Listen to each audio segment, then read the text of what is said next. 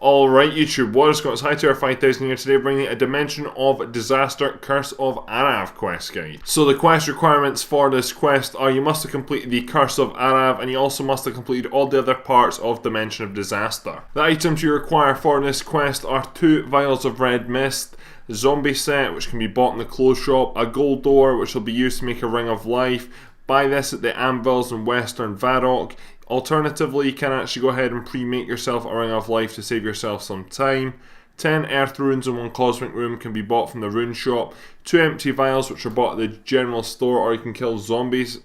You need your dark light, your mithril crossbow and grapple from previous subquests in with Dimension of Disaster. You also need an onion, a diamonds and a locksmith. Some of these items we will be getting during the quest, so do not worry. Once you're ready, make your way to the centre of Varrock Castle, where I've got indicated in yellow on screen.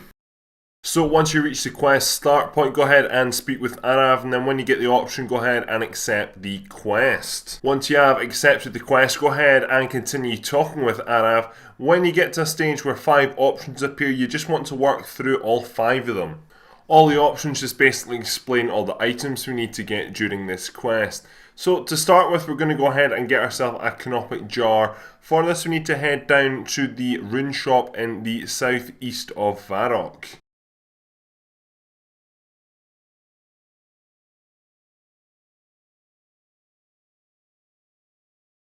Once you arrive outside of the rune shop, you will see just to the southeast there is a building with a cooking furnace in it. It should also have a blue box around it. Enter into this building and then you want to climb up the ladder. Once you arrive upstairs, go ahead and speak to Ernie, who is sitting down on the eastern wall. Select option number 1. Arrav said you might have a Canopic Jar. So Ernie is going to give you a cooking urn, depends what type, really depends on your cooking level. I've got decorated, which is the highest, because my cooking is at level 99. What we need to do is fill this up for him, and then he will give us the Canopic Jar.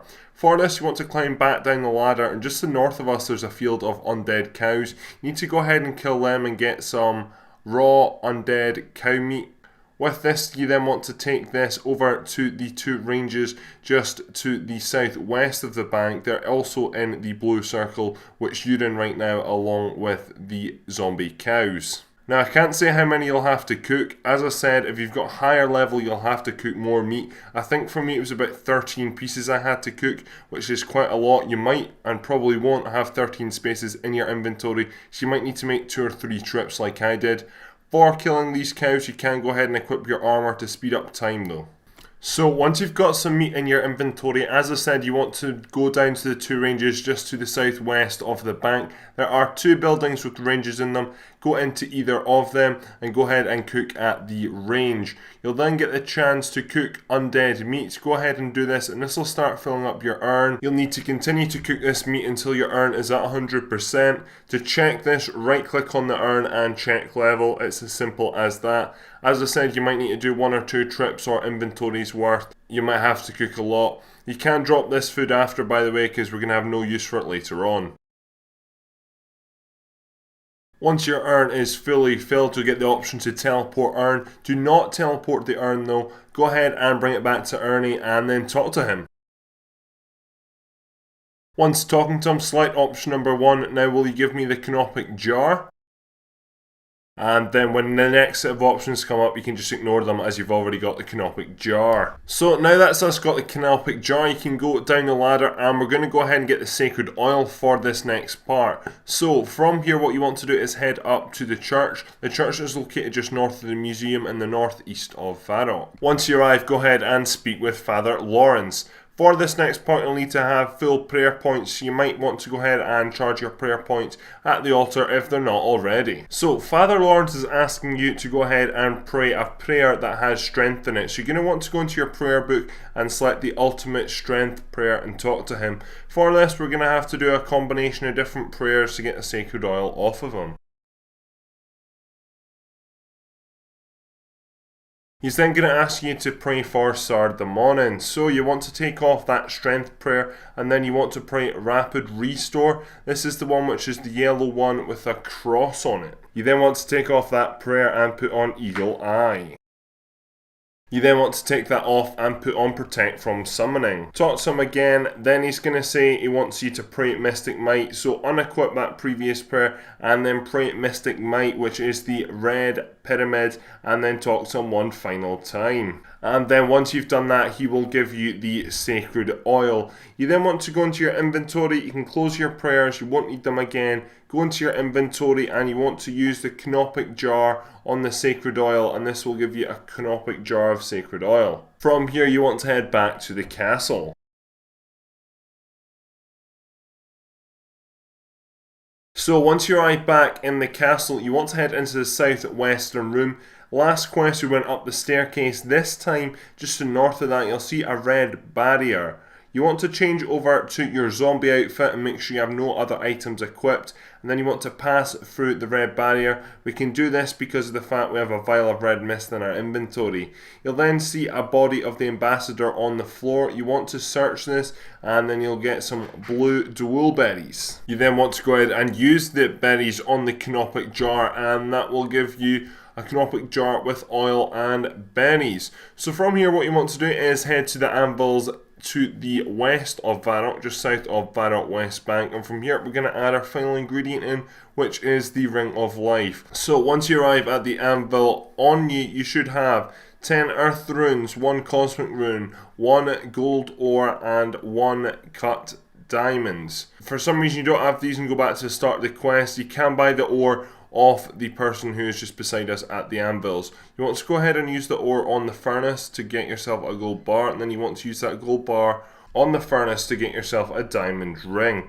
You then want to go into your magic spells, find the spell Enchants level 4. This is going to be a gold circle with a diamond in the middle. Select that, use that on your diamond ring you've just created in your inventory, and then this will enchant this into a Ring of Life. Once you have created that, you then want to select that and use that on the Canopic Jar to give yourself a Canopic Jar with berries, oil, and a Ring of Life. And that will give us a prepared Canopic Jar. Now with this we can head back to Arrav. That's just collected everything we need for the jar, so head back to Arrav in the castle and go ahead and talk to him. Once you're back chatting with Arrav, you'll get a set of options. Again, you just want to make your way through all 4 of these to find out more information about what we need to do next. So from where you are, you want to head down to your southeastern corner, and then you want to climb up the stairs. To do this, you need to equip your full zombie outfit. Once you're upstairs, you want to enter into the room just to the north of you. This will have some armoured zombies in it. We're going to go and get ourselves a decoder strip like we did in the previous part, Defender of Varrock. So enter into the room, and then on the eastern wall you'll see a crate of decoder strips. Search this until you get one in your inventory. Once you've got one in your inventory, you just want to head back down the stairs. Once you're back down the stairs, you'll see this person called El Maria to your west. Go up and talk to her, and then she will give you some blue seeds called Delphinium seeds.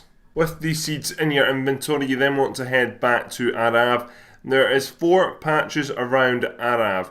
Go ahead and rake the northeastern one. This will give you a Delphinium patch. You want to rake the weeds off this. Once you've done that, you then want to use the Delphinium seeds on the Delphinium seeds patch. Once you've planted the seeds just to the south, there's going to be a water can with water on the floor. Go ahead and pick that up, and then you want to head back over to the Delphinium seeds. The main option will be water, which is what you want to do. The Delphiniums will then grow, and then you want to pick them, and then you'll get 1 Delphinium flower into your inventory. So with this flower in your inventory, you then want to head down to the clothes shop in the centre of Varrock, and we're going to be getting some dyes. So just head directly south through the gate and then into the clothes shop. Once you arrive in the clothes shop, go ahead and speak with the lady. Select option number 1. Arrav said you can make some dye. Then when you get the option, select option number 1. I have the ingredients to make yellow dye, and then option number 2. I have the ingredients to make blue dye. After you've been through these 2 options, you should have a yellow dye and a blue dye in your inventory.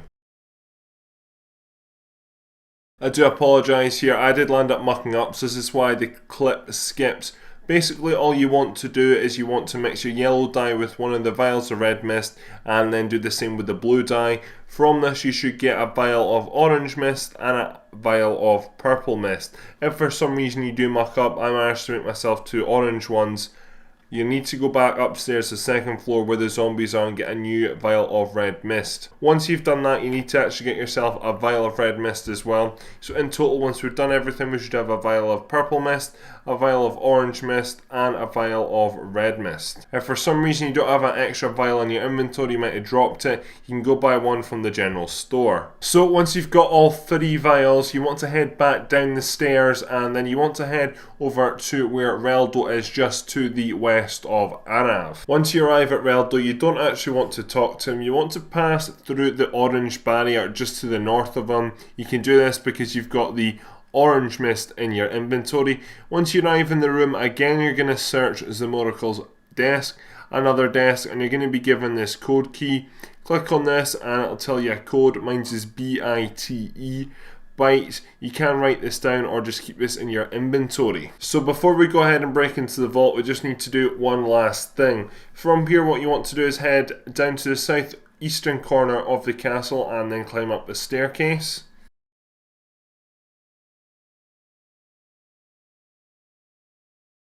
So once you arrive upstairs, you want to head north through the corridor, and this time instead of going into the northwestern corner, we're actually going to be going up to the northeastern corner.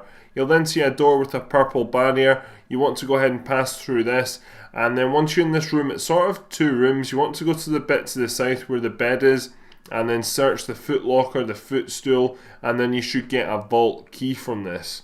We'll use this to open up the vault and then smash the prism in a second. So from where we are, we want to head back through the yellow barrier and then head south back down to the southeastern corner where the staircase is we just climbed up. However, instead of this time actually going down the staircase, we're going to be going into the vault, which is just to the southwest. So to unlock the vault door, go ahead and just click on it and this will automatically use your key on it. The door will then open. You then need to sort of click on the door to actually enter into the room. It's like a different instance, it's a bit weird, you can't click past it. Once you arrive in the room, you'll then move up and then you'll see some light beams. Do not pass through these. There should be a chandelier just above that. You want to go ahead and grapple that. You'll need to equip your mithril grapple and mithril crossbow for this. Grapple onto it, then you'll pull yourself over to the other side and then you'll be outside of the treasure room. Once you finally get over the laser beams, you'll be at the door which you want to go ahead and try and open. So this is similar to the Defender of Varrock part. We're basically just going to be cracking the vault. So if you remember your code from earlier on, or you might have it in your inventory, go ahead and get that. My code is BIFE. So what I'm going to do is I'm going to put the 1 over the letter B, I'm going to put the letter or the code strip 2 over my second letter, code strip number 3 over my third letter, and code strip number 4 over my fourth letter. Quite simple like that, and that'll generate me a code. So for example, I'm going to enter into the machine 1394. Simple as that, very straightforward. Now there can be a possibility you might have 4 C's, for example. These are totally different for everyone. If you do, then you want to just put your first code strip over C, then remove that, put your second one in over C, and these will give you different numbers. Once you've managed to work out your code, you just want to go ahead and enter it in using the arrows. Quite simple, navigating up and down and then moving along. Once you've done that, the door should then automatically unlock.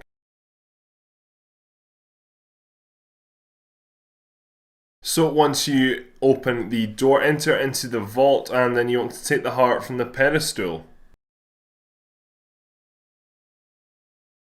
The heart will then be added into the Canopic Jar. From there you want to exit out the vault. You want to go outside and grapple onto the chandelier just above the first set of lasers. This will pull you back along the beam which we just came over, and then you want to exit out the vault itself. From here you want to head back downstairs and speak with Arrav.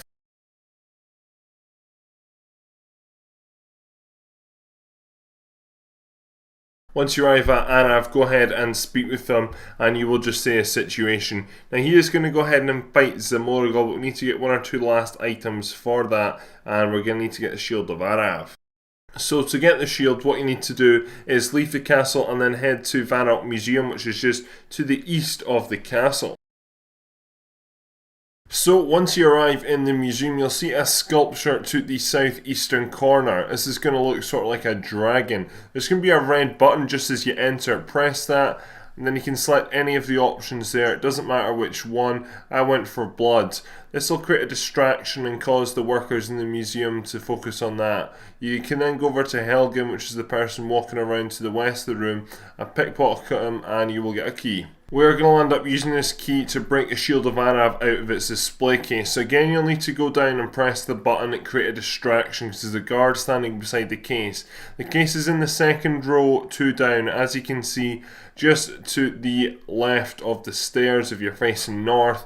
As you've seen there, display case, I took it out of there. 2 down, 2 along, simple as that. You'll just be able to break into it just because you've got the key in your inventory. Once you've got that, you just want to take that back to Arrav.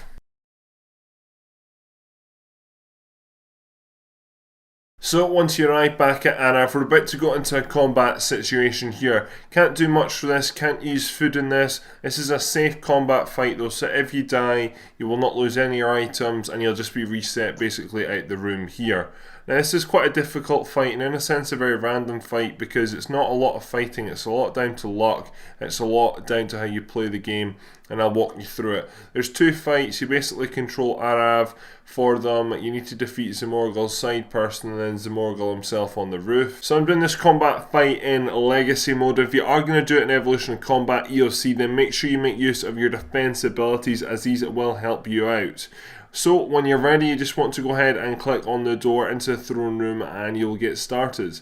So this here, you'll start with a cutscene and then you actually end up going into the first of 2 fights. In between the 2 fights, so you regenerate all your health, so don't worry if you just scrape past this first one.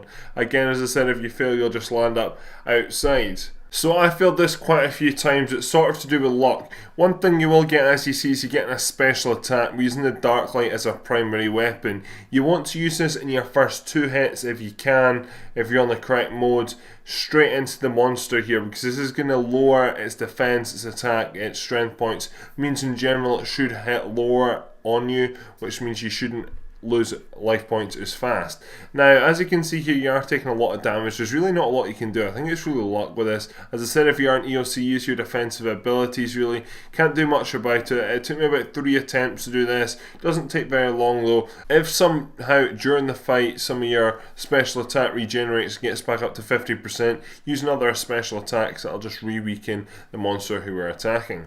All I can say is good luck to you. Once you get to the end of the fight, you get the chance to spare or kill the monster that we're attacking. I went and killed it, doesn't affect the future storyline, don't worry about it. Under that, there'll be a healing orb which you want to go ahead and take. This will restore all your hit points you lost during that fight. Now for the final fight, we're going to be killing Arrav on the roof. So you just want to head into the room to the east. You then want to climb up the stairs and then you'll end up on the roof with Arrav. Now for some reason this fight can be very graphically demanding, not at all sure why this is. Some people might get frame rate issues, you might need to turn your render settings and game settings down. I had no problems with this whatsoever though, and I just have an average PC, so don't worry about it. So this final fight is quite a bit different. What you want to do is run into the middle and you'll be killing Zamorgal.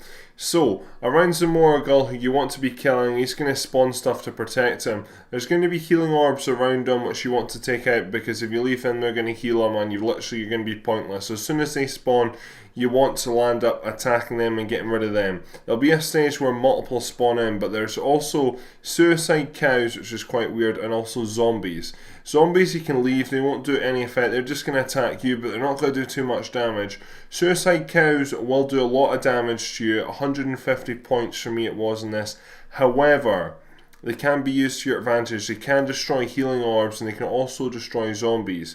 So you want to actually use the suicide cows to your advantage, dragging them around the map and getting rid of the healing orbs, because the healing orbs are probably your biggest enemy. You might want to watch this fight first just before you do it, and you also see a suicide cow situation later on. So when you start, 3 of the protection portals will spawn around you. Just go ahead and attack them slowly but surely. You can use your special attack them if you want, though you're probably better using that than Zamorgal himself. However, he's actually not going to be dealing most of the damage later on in the fight. It's mainly actually going to be the cows probably, because they can get very, very difficult. So once you've got all the portals, you then want to go ahead and just attack Zamorgel when you can. Use them special attacks up when you can before the next wave of protection portals come along. Now, one thing you'll start to see is you're starting to lose health. Under these protection orbs, you'll see healing orbs which you want to pick up, and basically this will help generate your health points. This is the only way you can do it because you don't have access to prayers or anything like that, which is kind of unfortunate. It's just the way of you getting life points. You do need to pick these up, especially when it gets to the later stages when you're taking lots of loss of XP from suicide cows. At this stage, the second wave, zombies should start to spawn in. As you can see, they're not doing too much damage on me. They weren't a problem. They might be a wee bit of a problem for some lower levels, but again, you can just run around and avoid them, or you can stand in a particular way that you're only getting attacked by one or two at once. Suicide cows will start to spawn in. Again, you just want to sort of bring them over to zombies, bring them over to the protection portals, or you can even actually damage the Zamorgel with it as well. Again, make sure you're using your special attacks on Zamorgel and you should be fine.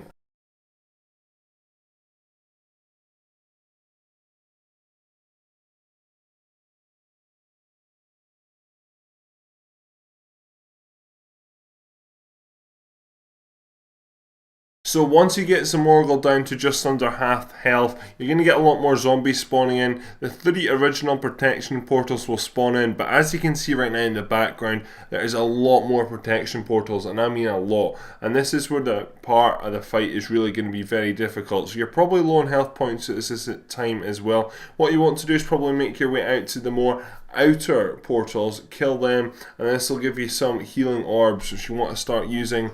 Now, suicide cows will be spawning in at the fastest rate they've ever been, so make sure you use these to destroy some of the protection portals so you can get some healing orbs. Again, zombies will be following you, but hopefully suicide cows will be taking some of them as well. This is sort of just luck about where you're moving. Try not to be in the blast radius if you can avoid it. Again, in principle, you're still want to take health points off Zamorgel. However, I don't really use special attacks on Zamorgel at this stage because you've got so much going on. These protection portals need to be taken out ASAP. Might take you quite a while to do this, so it's sort of a bit of tanking here, just waiting a few minutes to actually get around all of them and get them all taken out.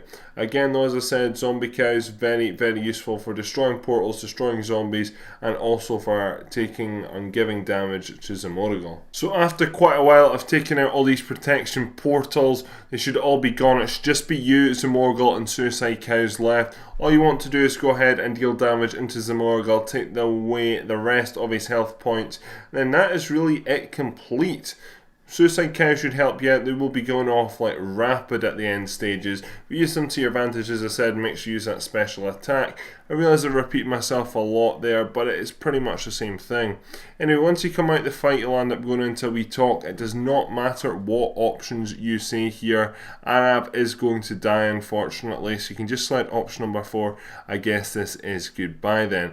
It's unfortunate, but part of the storyline, can't really do much about it. So once you exit that wee interactive cutscene, that's actually this part of the quest complete. So congratulations, you've completed Dimension Disaster, Curse of Arrav mini quest. You'd ordered with 1 quest point, 170 Zemo marks, 30,000 XP lamp in combat, 14,000 feeding XP lamp, a 9,000 range XP lamp, 9,000 agility XP lamp, 9,000 crafting XP lamp, a 4,000 farming XP lamp, and a 2,500 magic XP lamp. You're also given 2 treasure hunter keys. Now that's us done all 4 subquests for Dimension Disaster. You actually need to wrap up the whole quest itself. So you want to go back in and speak with Gypsy Iris in the Gypsy tent. Select option number 1, Dimension of Disaster. You'll explain what's happened, that you've thought through New Varrock and that the quest is complete, and that'll be the overall Dimension of Disaster quest complete. So congratulations, you completed Dimension of Disaster. You're ordered with 1 quest point, the ability to replay Dimension of Disaster. You can now wear cosmetic overrides in New Varrock, and also 10 silver pennies in Gypsy Iris's shop. The reward shop's quite nice, actually got a lot of nice outfits and cosmetics in it, so I'd recommend you check it out. Anyway, that's all for this quest guide. Thank you very much for watching. Subscribe if you're new around here. Please leave a like rating. Leave a comment down below of what quests I should do in the future. And that's all for this video, so thank you very much for watching. My name is Hightower 5000 and I'm out. Adios.